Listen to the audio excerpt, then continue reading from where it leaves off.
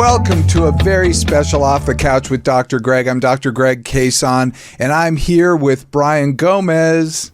Happy Monday, you guys. And we're going to, this is where psychology meets everyday life, but today we have an extremely special guest. It's comedian Monique Marvez. And Monique, it's so good to have you. It is my pleasure, I promise you. Now, your bio is on your website, but that was written by ChatGPT in September of 2021. Yes. So I had ChatGPT write you a new bio. Really? Yes. That's a surprise for me? Yes. So if I may. Please. I'm excited to introduce our special guest, the hilarious and insightful Monique Marvez.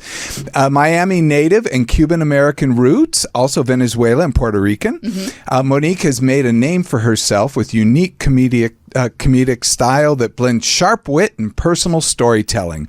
Her career began in the 90s stand-up scene, quickly earning spots on Comedy Central, Showtime, HBO.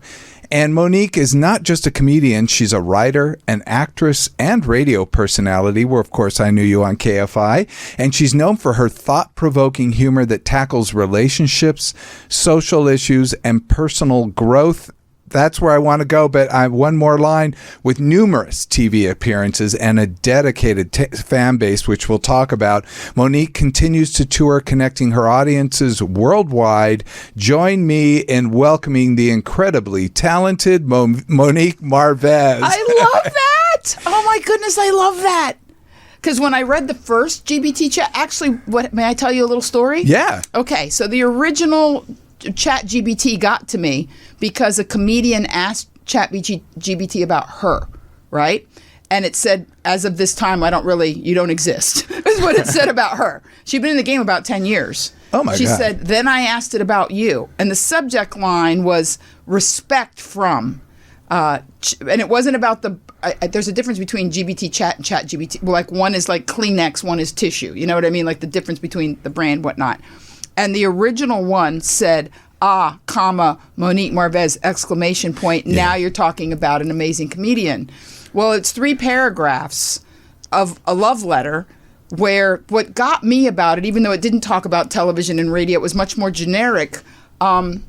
It made me cry. I cried. I cried in a hotel room in Vegas because it was a life well lived. Nothing in those 3 paragraphs said, scandal for stealing material, like dated fellow comic, nothing. Everything about it was my connection, my intention, and my hard work. And I thought, this is ivory soap pure. The details don't matter. And that's why it was but I'm going to use yours now. I love that. That meant so much to me to read what it said. I thought it could have gone updated. On and on and on because there is so much.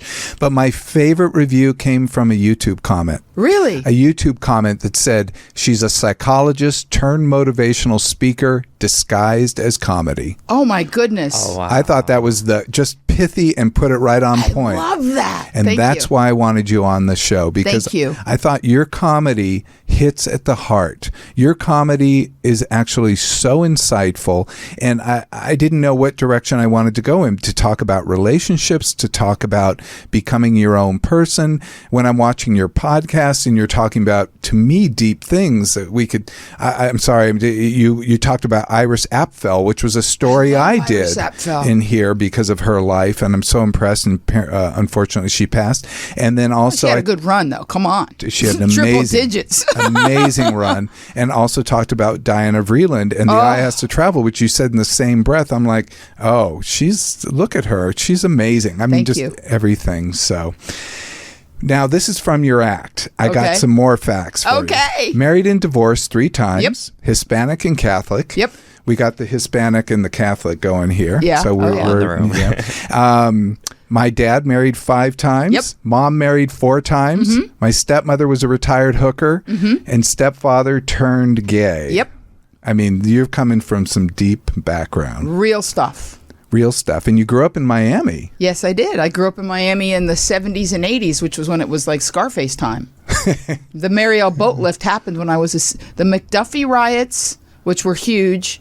That was the original, before we had Reginald Denny here and before we had everything that happened here, we had the McDuffie riots in the spring of 1980 where a man was killed by 5 policemen and they tried to cover it up. And that exploded my senior year of high school in Gables High.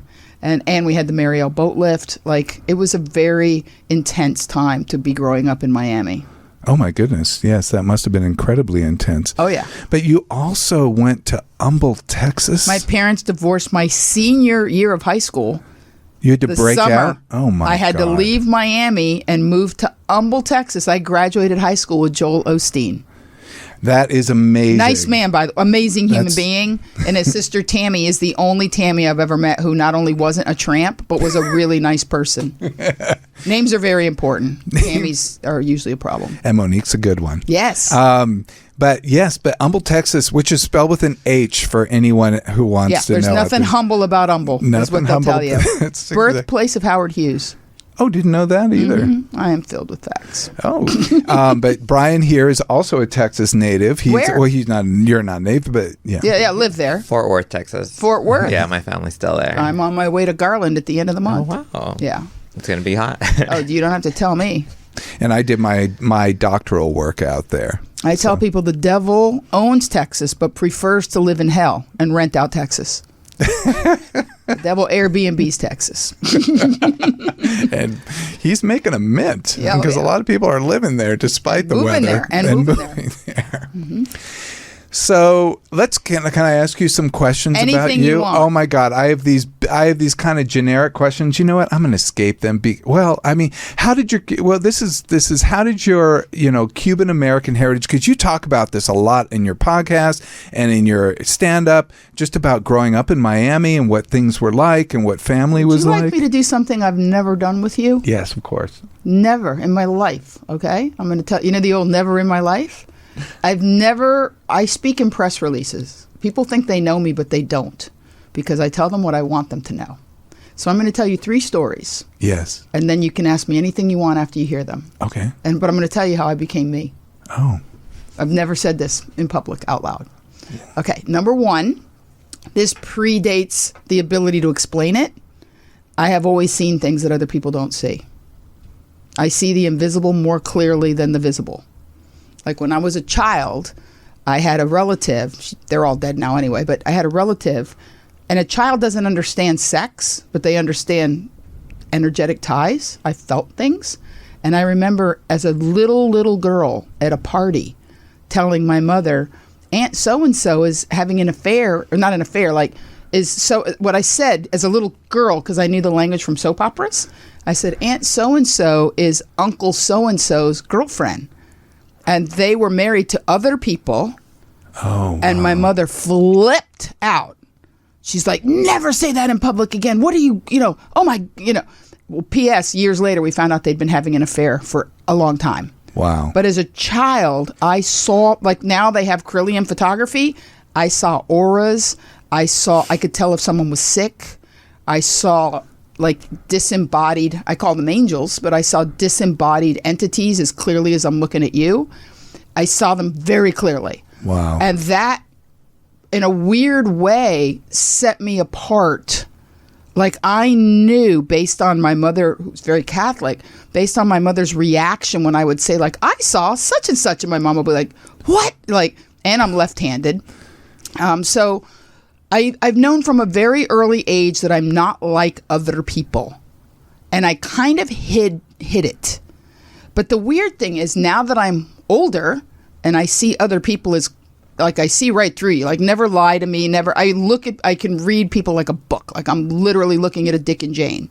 And what I've realized, the way I describe it is that I say that as a child, we're all born like a piece of jewelry, like Tiffany jewelry, right? With 6 prongs.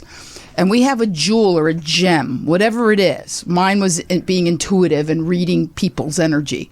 Whatever that gem is, on some weird plane, we also understand that we have to protect that or hide it. So the way I describe it is that I took it out of the setting and went and hid it under a mossy tree in the hinterland. And as I started comedy was my way to hide in plain sight. So as I became a better and stronger comic and other things happened in my life, in my early 40s, a transition was underway. And in my mid 40s, I remembered where I put the jewel. In my late 40s, I retrieved it. And it took me a while to put it back in the setting, but I'm completely restored as my 100% self. And I have zero fear of telling people exactly the truth. And if they're like, so you're saying you're psychic? I'm like, I never used the word psychic. I said I'm intuitive and I read energy and that I feel people. That's what I do. And everything else is just it's verbiage. It's semantics. I don't argue semantics with people. So that's story number one. Excellent. It's incredible. Ready for story number two? I'm so ready. Okay. Story number two is that I have a theory that every single human, and I'm your age. Uh-huh. So you remember when we used to go to the zoo or the seaquarium or something? We had seaquarium in Miami.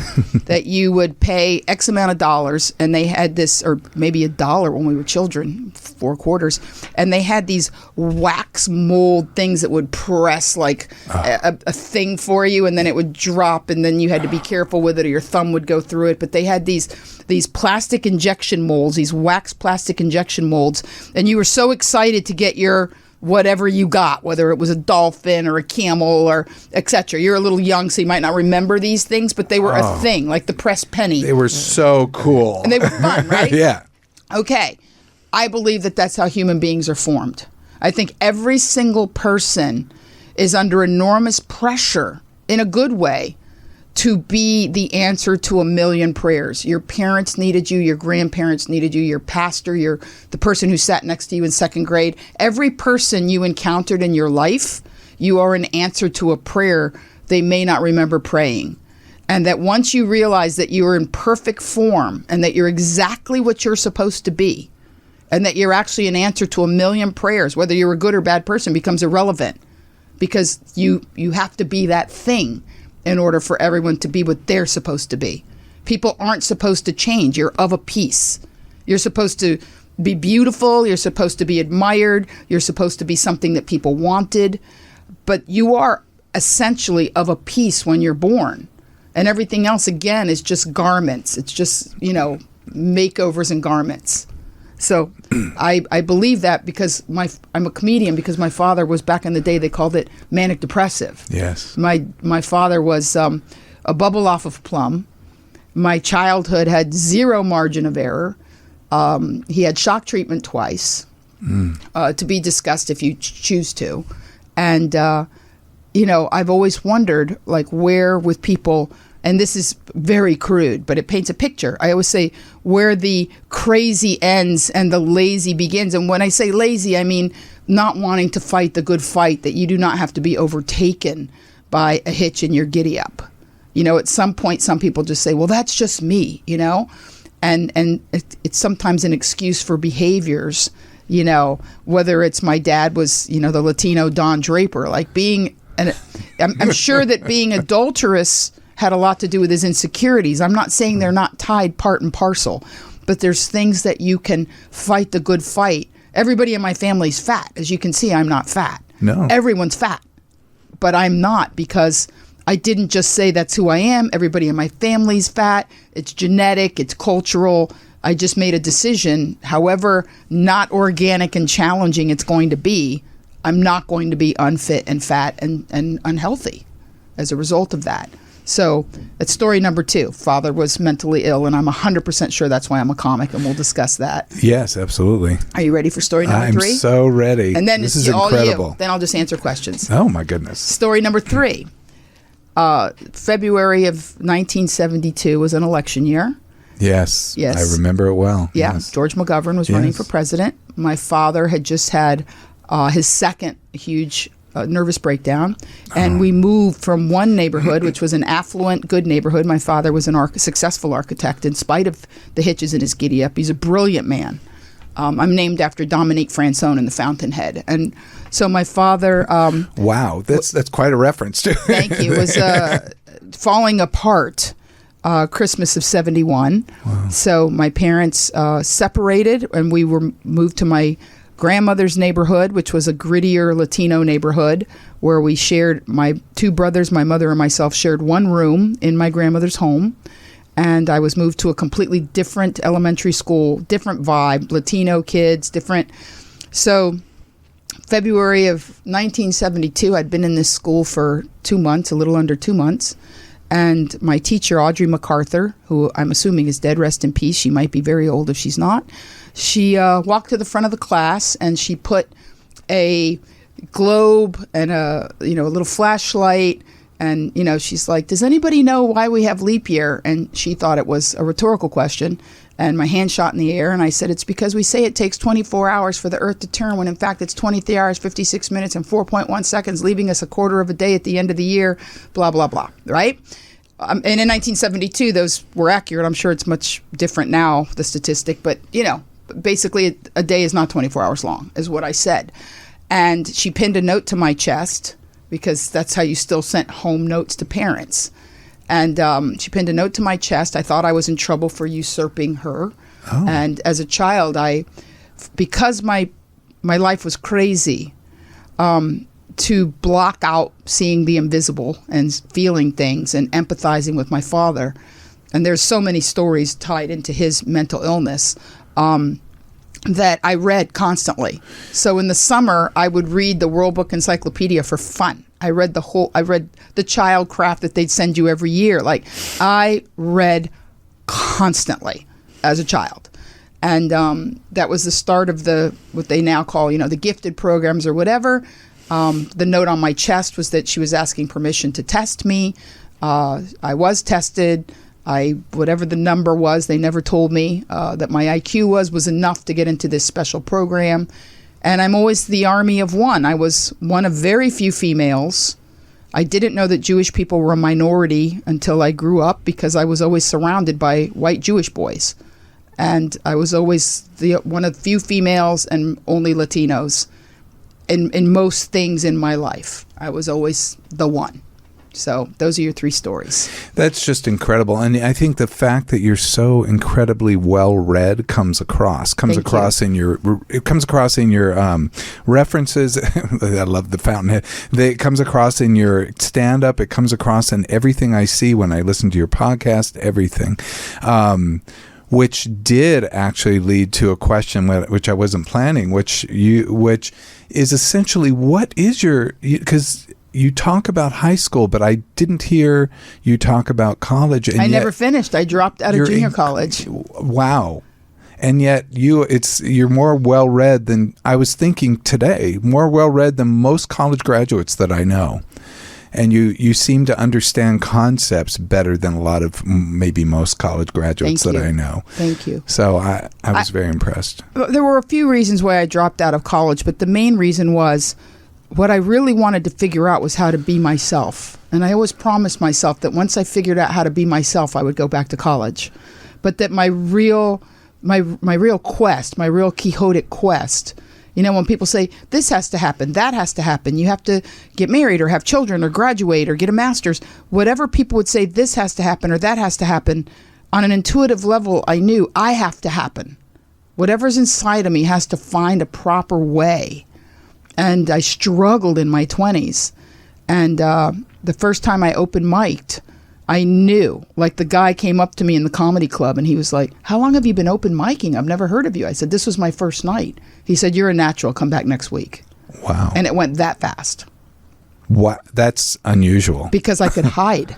The comedy was the Trojan horse. I could hide my smarts, my quick-witted, like everything I was good at, I could put in the Trojan horse of comedy.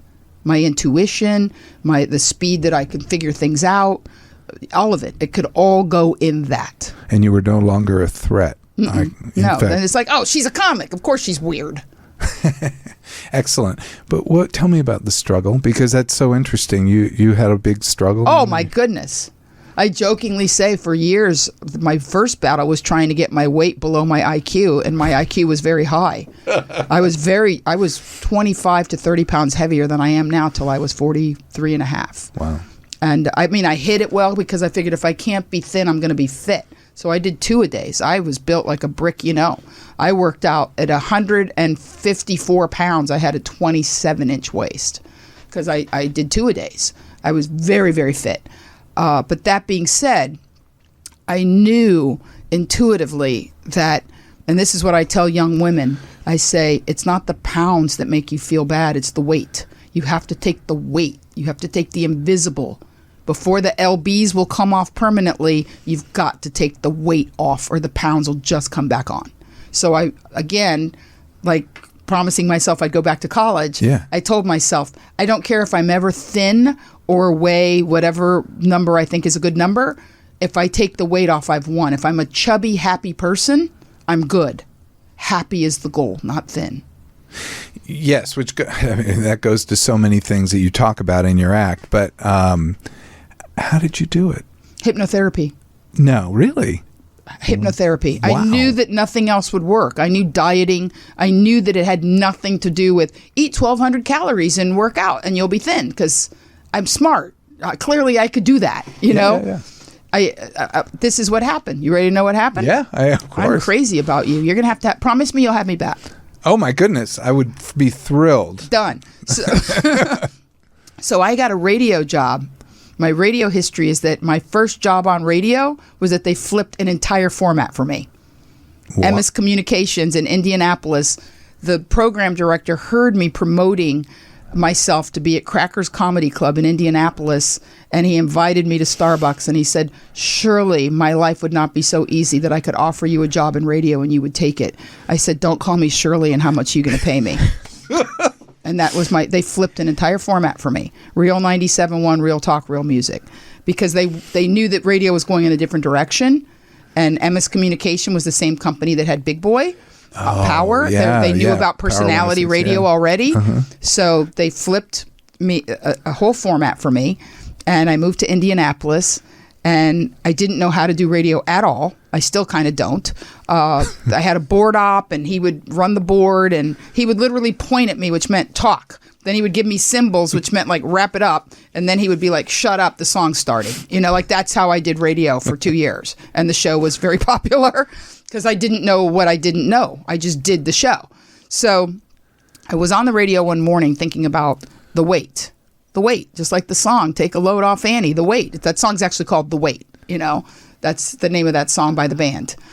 And yeah, it is. I'm full of facts. So, but that's, I don't think I'd ever put those two things together. So I was thinking about The Weight, and I went on the radio and I flipped on the mic. My partner flipped on the mic, and I said, okay, people, I've been giving this a lot of thought. And, I'm at that time I was 42 and a half, and I said, I want to talk about the fact that when people say like these sweeping comments like, you're an emotional eater, I'm like, well, duh, duh, Captain Obvious. But I wanted to understand the core. Like now, this was 20 years ago. Yeah. I'm 61 and a half. I'll be 62 in September. People talk about, this triggers me. Like nobody said trigger in 2004. Nobody, unless you were talking about Dale Evans. Like, nobody said trigger. No, you're right. So, but I didn't use that word, but I said, I want to get to the core of the emotion, of the thing that sets me off, that sets the bell off in my head that says, ding, ding, a cookie will fix this. So I thought it through, and I had a fever dream, and it came to me, and I said, this is it.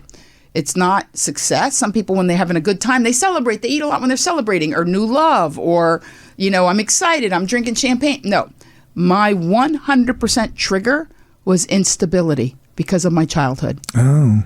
When I felt unstable or shaky, food was my leveler. It was my friend and leveler. I isolated the exact emotion. Because knowledge is power. And if you don't know exactly the instant that the bell goes off in your head, it says, ding, ding, a cookie will fix this, right? And it does at the time. Oh. That's the thing. It has to work, and it worked. Like a charm. So I'm on the air and I say this. The phone line's lit up. My boss is screaming in the this is great radio. And I'm thinking, I don't care. That's not why I'm doing it. But everybody's like, what are you going to do about it? What's next? Like everybody's, what? People loved it, right? And I'm like, I don't know. It took me this long to figure this out. Like, give me a minute, So I went home and I had a fever dream, because when you noodle on something, I want to know, it'll come. Yeah. And so the next day I said, okay, this is what we're going to do. We're going to start a 12-step group for people that only have time for 3 steps. And they said, what? I go, yeah. And at the time, since I was on radio, we called it Girls with Goals because they were angling towards women. My fan base was a lot of women. And so I said, they're like, what are the 3 steps? I said, number 1, take an unflinching moral inventory, but not in the negative, not like you do in AA or, where you're like beating yourself up for the things no. What do you have in the store of you? What lights you up? What excites you? What are you good at? What's your superpower? Like, take an inventory and be honest in the positive way. Take ownership of what's good about you. Then based on what's in the store of you to sell, name 1 goal. 1, not 5, not 3, not 2 that work together. 1. And then ask the group for help, even if it's just prayer. And if you don't believe in prayer, I have no problem with that. I get it. Then I say, SOAR, send out a request. So we started holding Girls with Goals meetings. And people in Indianapolis, restaurants were fighting. Restaurants and bars like, we want the next meeting, because they just kept growing and growing and growing. And I would like to bring it back, quite frankly. That's an excellent idea. That's so funny because I think a goals meeting is so amazing and you can accomplish so much. I feel like I'm undercutting it because when you have multiple people together supporting a goal, even if it's just emotionally, even if it is just with prayer, it like energizes. Life is a buddy system. Life is a team sport. It's a buddy system. This goes to a Goethe quote that I think about. It's something like, if you have you have a goal, if you have a dream, believe it. I can't remember, but like, do it. Like, begin it. Like, and that's where the power will be. And here's the weird part. My goal, to give you an idea how powerful I knew it was. Yeah. My goal wasn't to lose weight. My first goal with Girls with Goals was to finish writing a pilot about my father's mother that I had started and written in pieces and parts. And within 4 months of starting Girls with Goals, I had a development deal with Dick Wolf at NBC. Oh, my God. That's how powerful it is. Big stuff, people. That's how powerful it is. Big as it gets. It's a Law and Order, isn't it? Yeah. Wow. Yeah. So ask away. I'm delighted. I'm having a ball. Definitely start the group. I definitely. Well, I you know what? I kind of wanted to redo it, and I want to call it SWAG, Souls with a Goal. Wow. And I love the idea of swag and move through I think the timing for this, I think I was ahead of my time. I think that young people will respond to not like, hey, I don't care what, the first rule of Italian driving, according to the Gumball Rally, if you're very young. Raul Julia, rest in peace, gets in a Ferrari. It's based on a real New York to LA road race. He rips the rear view mirror out of a Ferrari, throws it up and says, the first rule of Italian driving, what is behind me is not important. And I live by that. That is brilliant. I live by that. Yeah. And that's what I would like people to do when they move forward. Who cares what you did to your ex or what drug you were on, or who cares? It's not important today. That's going toward the forgiveness model, which I think you also, at the end of your shows, you say something that's so profound. Thank you. It's so pithy. Again, just very simple, but you said love hard, forgive harder. Correct. And be as happy as you can, as fast as you can. Exactly. Yes. That came to me driving through an ice storm in Atlanta. See? There you go. Ice storms are good for something besides a sex party. Yeah, exactly. Was that Ang Lee that made that? Yes, I do believe so. Yeah. Yes, that's a movie. Yeah, it's about a key party, which is now polyamorous. I do a whole bit about how nothing changes, just different verbiage. My nieces, they ask me questions, and I'm going, oh, you mean blah, blah, blah? And they're like, what? I'm like, this is not new. Yeah. It's not new. You say polyamorous. I said swinger. Abuelita says key party. Great grandma says, Liberace. Like nothing's new, So I wanted to go into Monique because I think you are, in addition to being, which I also saw another thing saying a prettier Dr. Phil. Ooh. Which, that isn't a high bar, but it isn't a high bar. I would say a more profound and smart Dr. Phil, who's also pretty. But I was writing down your wisdom, and I was thinking, I'm just going to go to a show. So I went to Not Skinny, Not Blonde, and I wrote down what I thought. You said some really great things. Yay! If you don't mind that. No. So number one, which I thought was funny, but I think there's a reason. Don't trust skinny chicks. So that I like that because it's like, don't trust someone who's who restricts themselves. Well, who restricts. Physical pleasures are physical pleasures. I say it in my act. And when I say skinny, I don't mean, I have a niece who's very slim, but you can tell looking at her, it's not contrived. She doesn't carry, back in the 90s, women carried their own salad dressing in their purse, They would carry low fat and sweet and low, I knew them all. Yeah. If a couple's in marriage counseling, the man fucked up and the woman caught him. That's my favorite. You got my favorite. And I will have to say, ding, ding, ding. That's. I go, men don't want to talk to you, let alone talk to a marriage counselor and pay money. I said, if they're willing to speak to a strange woman or man and pay for the privilege, they just want you to know how sorry they are. You can't marry someone for chemistry.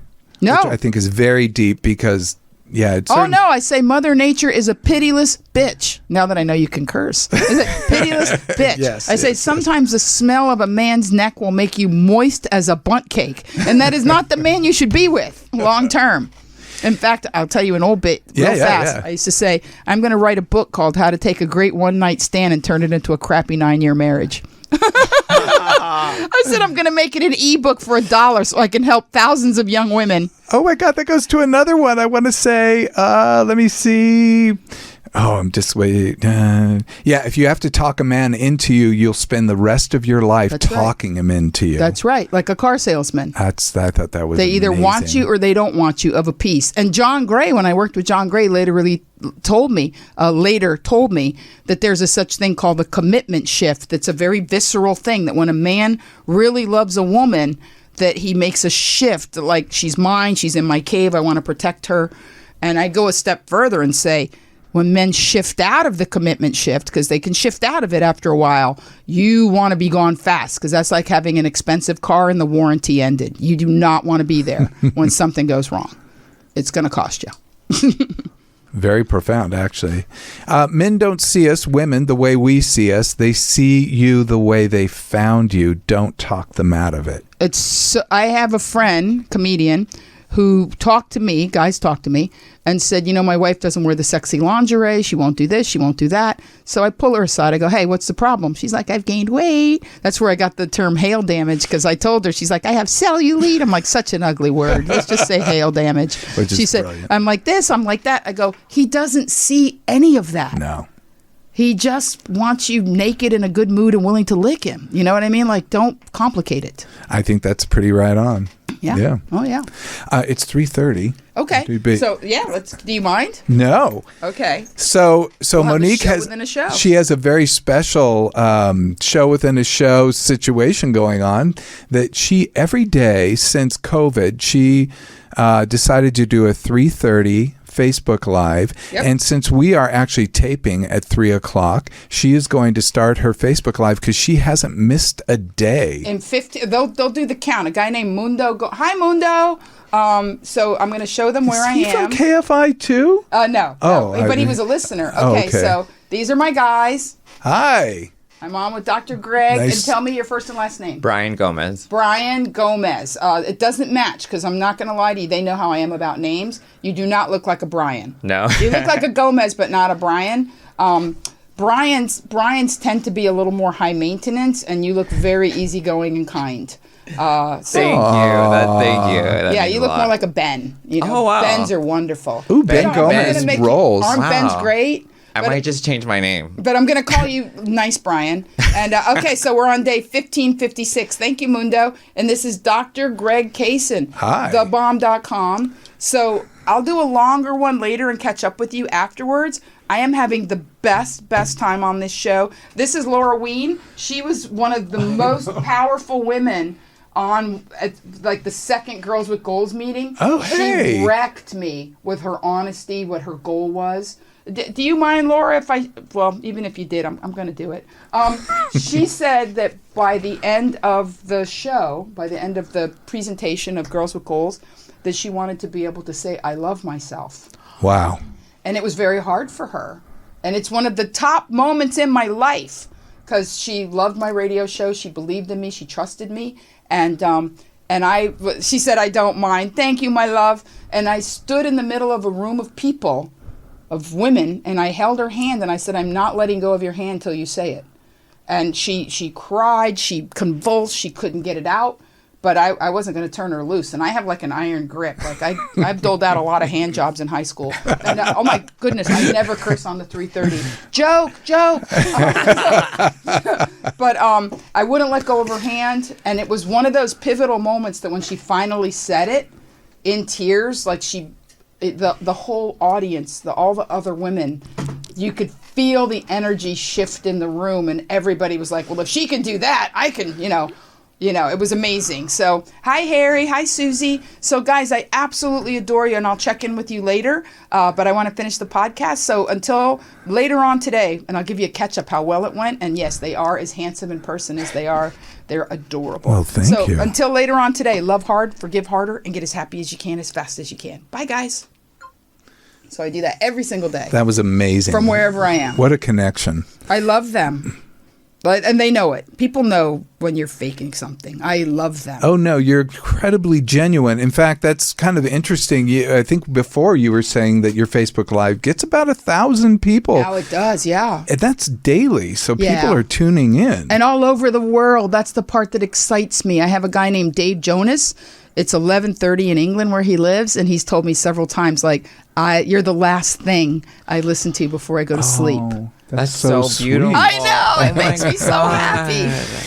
And you also talked about a clip that has gone viral. Oh. And it's a comedy clip that went viral, and I think It's still going. Yeah, no. When I encountered it, I think it had it was a high readership. I can't remember the exact number, but now it's up to 20.5 million, 20.5 million, and it's gaining 100,000 a night. What I will do is on ours is put a link to Thank that you. clip. Thank you. Because people will want to see what it's talking about. Because they can go on YouTube and there's so much. There's a lot of Monique me on YouTube. Marvez. Well, it's Yeah. pretty good. Thank though. you. I would say it's pretty good. Thank you. But you also said something else about falling in love, and you talked about falling in love with yourself. And you said in your show, Not Skinny, Not Blonde, you said when you fall in love with another person, you fall in love with yourself. They bring out the best in you. Yeah, that's what it. Look, like I say, I'm going to do things I've never done before. Okay. This I have said, but I don't think people took it seriously. So I'm saying it in a studio now and not on stage. I believe The Matrix was a documentary, and I believe that we do not take in the world like cameras. We project the world. So you don't exist. I manifested you because I needed two brilliant, handsome men that I could have this conversation with. Well, thank you. Then we manifested you back. Yay. And we're going to manifest you again. Please. And I tell people, everybody in your life, as I told you, going all the way back to our injection mold. Yeah. Everybody in your life is a prayer answered. You just have to remember what you prayed. Whether it's an ex-husband, even the most challenging people are sometimes the ones that really set you on your path. So that being said, I've been blessed with real love in my life. I've been in love several times, and it was very real and powerful because I only have one speed. I think you guys have figured that out. But when I manifested these individuals, they made me braver, and they made me stronger, and they made me want to be better. They helped me level up. Because for some strange reason, it's very hard for people to level up for no reason. The biggest thing that I've ever done in my whole life. Want to hear a really great story? Yes. The best thing that ever happened to me was that I rescued a dog. Oh, your dog. Yes. Not even Nola, a dog named Bear that I rescued in the spring of 2003, and I was on the radio within 90 days. I had I went from almost homeless to a 6-figure job in less than 4 months because of the chapter in my book is called For the Love of Bear. Wow. His name was Bear. So you want to hear a quick story? Yes. Okay. So in 2001, right after 9/11, I'm in Canada. I'm working with a comedian named Andrew Gross, and he has a dog named Bear that he had rescued. Adorable dog. It was part Lhasa Apso, part Border Collie. So it looked like a shrunken chow. It was gorgeous, right? Mm-hmm. So this dog and he had a whole bit in his act about how his wife hates dogs. They had 3 cats. He wasn't getting laid because he'd rescued this dog, whole 9 yards, right? So I'm at his house. I see the dog, and I said, Andrew, if you don't want Bear, I'll take him. I'll take him right now. And so his kids they were little children. His kids were crying, don't take Bear, right? Then I get a gig for him to work with me in the States, and I go, Andrew, how's Bear? He goes, I gave him to a farmer. And I said, I told you I'd go get him. But he lives in Edmonton, Canada. And he said, well, Carol had it, and I gave him to a farmer. And I was like, wow. I go back to Canada a year later, 2003, April of 2003. I say, did you ever hear about Bear? Like, how's Bear? He goes, Monique, we got him back. The farmer gave him back.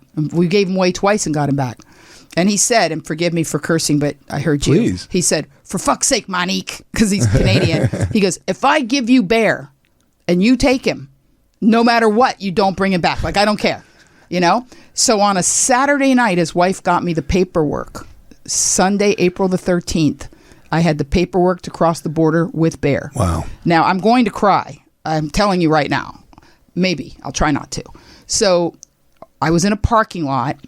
I was broke. I lived in Koreatown. I had a used car. Like, my life was garbage. I had bald tires, bad credit. I was 39 years old.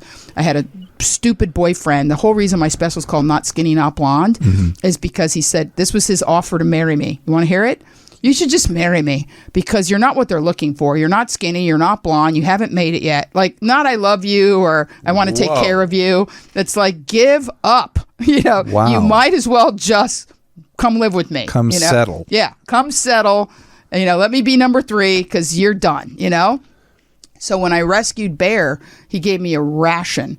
Like, I can't believe you're rescuing a dog. You can't even take care of yourself, blah, blah, blah. Whole 9 yards, right? So when I had luggage stacked in the back seat, and he put Bear's pillow on top of the luggage, and Bear could see me through the rear view, and I could see him. Like, he was looking into the rear view, eye to eye. And I remember I had a Scarlet O'Hara where I'm like, as God is my witness, I said, you will die in my arms. You will never belong to anyone else. I will never abandon you. Because at this point, he's a neurotic hot mess. Like, he bit me getting into the car. He drew blood. I didn't care. Right? So I get Bear home. I have him a couple days. I have a 3-day quit notice from my landlord saying you never were allowed to have a dog. And I have no money to get another apartment. My boyfriend's like, just get rid of the dog and come live with me. My whole family is like, how much can you love a dog? I'm like, I've been waiting 1.5 years for this dog. This dog is my destiny. Everybody's on my ass, right? So I decided I'm already depressed. I'm already miserable. I've got my arms around the dog. It's not about the dog. So I say, okay, what can I do now? Play Tom Waits. Because when you're really in the worst shape, you listen to Tom Waits, and then you can just hit the bottom of the pool and push your way up because it's just the most miserable music. Excellent. Sung by a man with a voice. It sounds like he gargled rocks. So so I'm listening to Tom Waits with my arms around the dog, crying my face off. I'm 39 years old. Everybody's telling me to give up. And I made a decision. And my mind is, do not mess with my mind when I decide. And I just told myself that my girlfriend and I have this talk where we say, where are you? And we talk about our you are here spot. So my girlfriend Deborah said, where are you right now? And I said, I'm on the corner of I'm something really brilliant, but I'm not an easy sale and nobody gets me. I said, wow, I can't stay on that intersection. For the sake of Bear, I have to move to everybody wants me and they're willing to pay dearly. So I'm moving. I said, and if I have to live in my car, I will not let go of this dog. And I was on a radio station. I went to Monument Circle in Indianapolis. I was offered a 6-figure job, and me and Bear moved to Indianapolis. Wow. Incredible. Every word true. But it's that the love of that dog just made I made the universe, I manifested. I made the universe shift for the love of that dog. I couldn't do it for myself. I believe it because when we're living for somebody else, when we have a goal, to support another person. It gives us so much strength. That's why we bring them in, because we need them.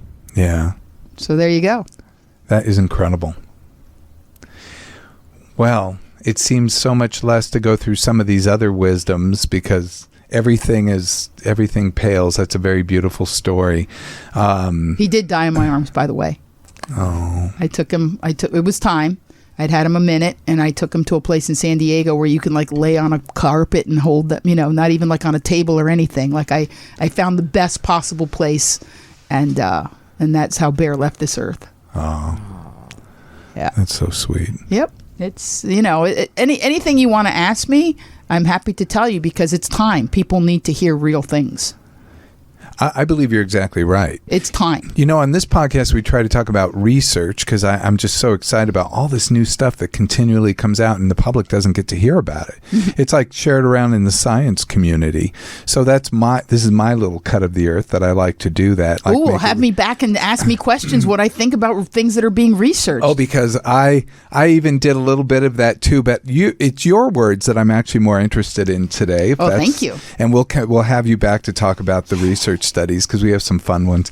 But I love this. Men are rebellious by nature. The more you nag at them, the less they want you to do.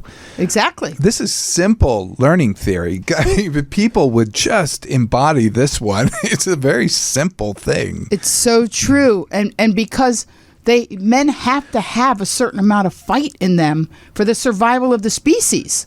If they didn't have it, they wouldn't leave the cave. Imagine back in the day, you had to leave the cave and try to get dinner without becoming dinner. You know what I mean? Like, for women to try and soften men and make them different than their nature is not helpful.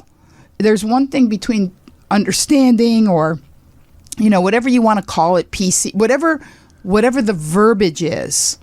Somebody, and I always say it doesn't matter gay or straight, in every relationship there's the good one and the other. You just have to know which one you are, and the other is the one with the fight, is the one that's going to keep the flame lit. And you have to have the light bearer. You have to have it, or you're not going anywhere. Yeah, that's quite profound. And you have that with your current relationship. I have no relationship. Oh. I've been single for a long time. 100% single. Right on. Yeah. Like religiously celibate single. Oh, right on. Well, I'm not doing it on purpose. I'm just saying I'm leaning into it being something necessary and spiritual and good. I'm not seeing it as rejection or inability to connect, which is what my younger self might have.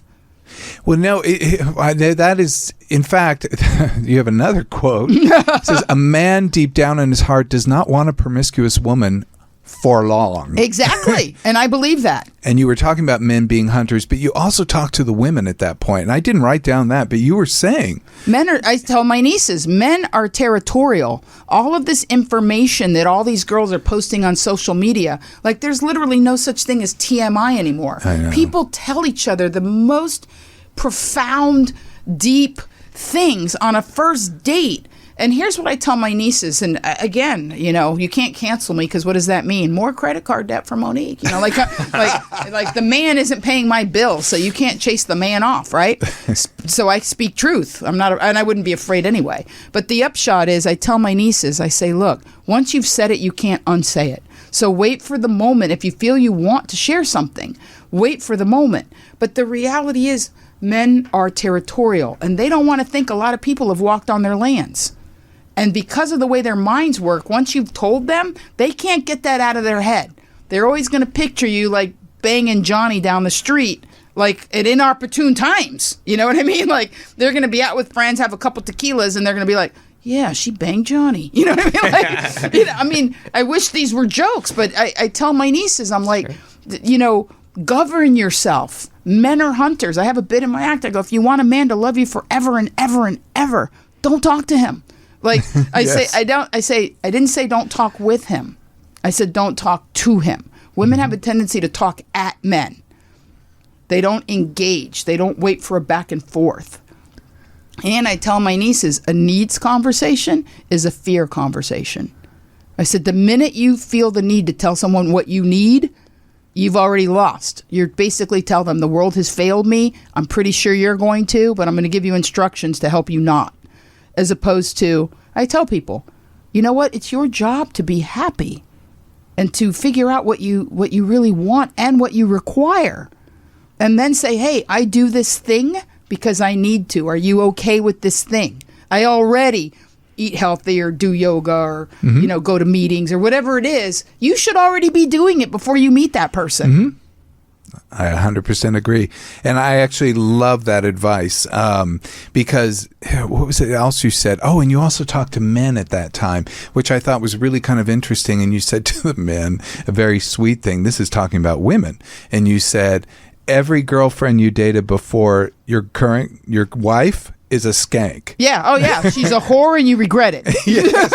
What perfect advice. Yeah. Because no one wants to feel not special. Everyone wants to feel special. Amen. Everyone wants to think that love, is the great deodorant, cleaner, oxy, whatever you want to say. When you're in new love, clean slate, tabula rasa, you want it to be like a, new love car smell. You know what I mean? Like I have a girlfriend, I had a 3-hour conversation with a friend of mine who's in her 60s, and she met someone and she's excited, and she started talking about things. I go, stop. I said, right now you're in the lavender haze. This is the good part. Yeah. Don't be in such a hurry to get out of this part. Don't talk too much. Don't think too much. Don't share too much. Just be. I 100% agree. I always believe that phase, which is officially called limerence, which is that bonding. Is it called limerence? It is. Oh, I love that. So it's close to lavender, but yeah, lavender it's a bonding time. Oh, and it's beautiful. Because much as when we're grieving, it's so painful. I think Brian and I are having it now. I'm not 100% sure. It feels like we might be. That might be. Yeah. That might be pretty cool. But it's that bonding time that you have together, that it's solidifying the relationship. It's bringing the two people together. On a visceral level where details don't matter. Where details do not matter. Because you could tell someone any detail. Oh, I just robbed a bank. Really? Oh, well, come It needed robbing. There was too much money in that. I'm glad you did it. Yeah. Something like that, yes. So, and then the work comes later, but during that time, I 100% agree, enjoy it. And I think the longer you can make that go, Yeah. the stronger the bond of everything after it. Yeah, and unfortunately, that is the chemistry a bit, but then you have to be the other part will come naturally. Right. The other part just comes. I agree. Then you just start to live it. And you also said something I thought that was profound, which is women can do anything, but they can't do everything. Oh, I live by that. I used to just stack the deck against myself every day with a to-do. I call it the tyranny of the to-do. And I used to have a bit 20 years ago, which I no longer do because my brother's passed, so it's not funny anymore. But it was very funny, which is I'm convinced that my brother smoked a lot of pot, because my mom, for me, I had the baby book and the this and the that. And my brother's was just a bunch of odds and ends in a shoebox. And she would show it to me every few years ago. I really have to put your brother's baby book together. My brother died in his 50s. Guess what? Still in a shoebox. You know what I mean?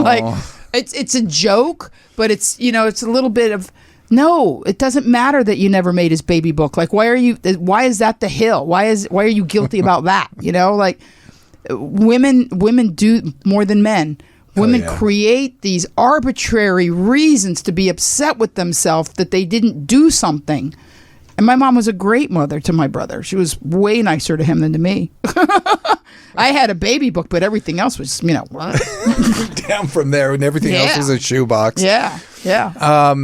Gosh, that brings us to, unfortunately, the end. Okay. I'm very sad. You actually said in your show, laughter is the salve that keeps us from scarring. Yeah, that keeps reality from scarring. Sorry, I misquoted it. That's It keeps reality from scarring. And another profound quote, because laughter is one of the most sophisticated defense mechanisms. It's something we all need. It's something I worship and crave. I absolutely, I can't tell you, I became a psychologist because of Bob Newhart. We can talk about that another time. But when I was Emily, really. when I was a little kid, I mean, like 6 Best years show old, ever. And I was like, I want to do that. I want to do that. Mr. Carlin. And everything. Carol. Marsha Wallace. She was amazing.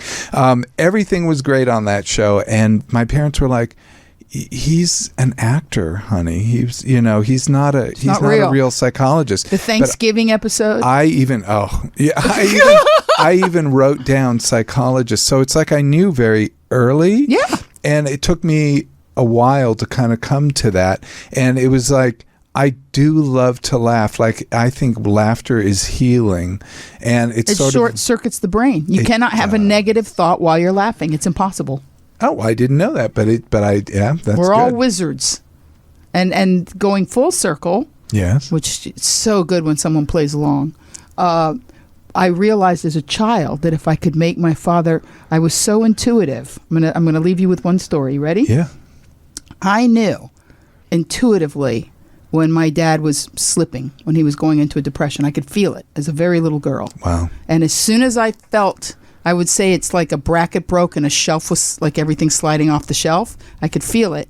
I would start telling jokes into a salt shaker and doing little dance routines. Like I literally would put on shows for my dad when I felt him slipping. And when I first became a comic, people would, I was pretty good right from the start because I just basically lifted stuff out of my journals, and I'd been journaling since I was, a child. So I would take things and make them into jokes. I tell people I don't write jokes. I tell the truth and wrap it in bacon. So back to my father. When my father would come out to comedy clubs and people would walk up to him and say, Monique is brilliant. She's so funny. I love her. My dad would, without hesitation, he'd go, Monique was a fully formed demigod by the age of 7. That was his answer. Wow. And the thing is, he meant it. And people, we wouldn't go into it. They'd laugh, and walk away. But here's the story. When I was 7 years old, and I have a chapter in my book called The 7-Up Theory, which I say everything we do from the age of 7 and up is to heal or protect a wound we incurred from the age of 7 and down. Yes. And I actually didn't know that there's psychological reasoning behind that. I just made it up because 7-Up sounds good. And 7-Up is when it happened to me. But the French call it the age of reason.